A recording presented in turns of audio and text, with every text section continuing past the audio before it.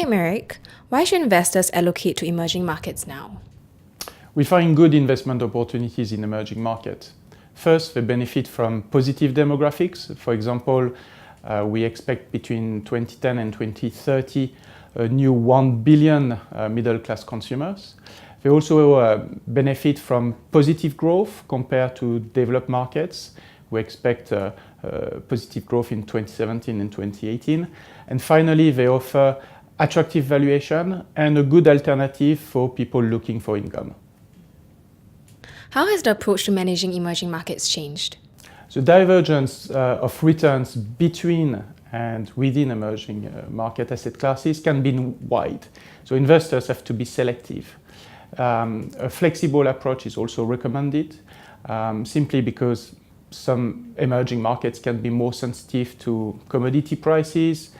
They may produce or consume those commodities. They may be more sensitive to interest rates or simply to political reforms.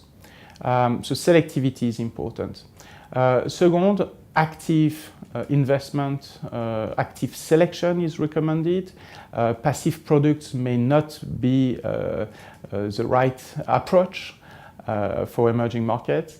They can be concentrated. For example, MSCI Emerging Equity indices are exposed up to 65% to Asian companies. So it's not really a diversified approach for Asian investors. So from our angle, our approach is to be diversified, to be flexible, and to broaden your universe with a multi-asset strategy for emerging markets.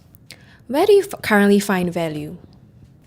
So in our global flexible emerging market income strategies, we are quite lucky because we have a broad range of universe.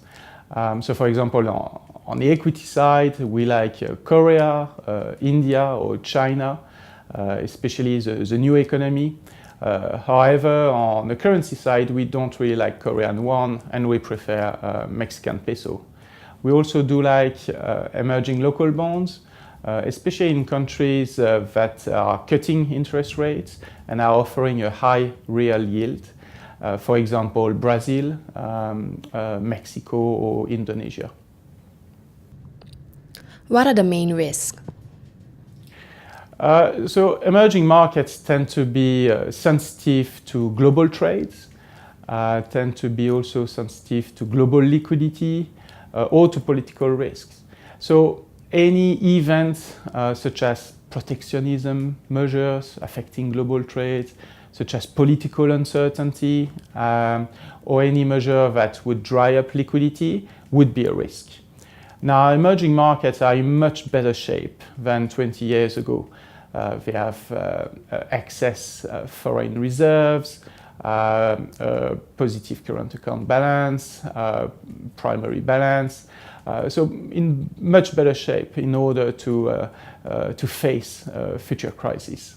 However, you need to be selective. You need to understand those countries. You need to understand the political drives of those countries.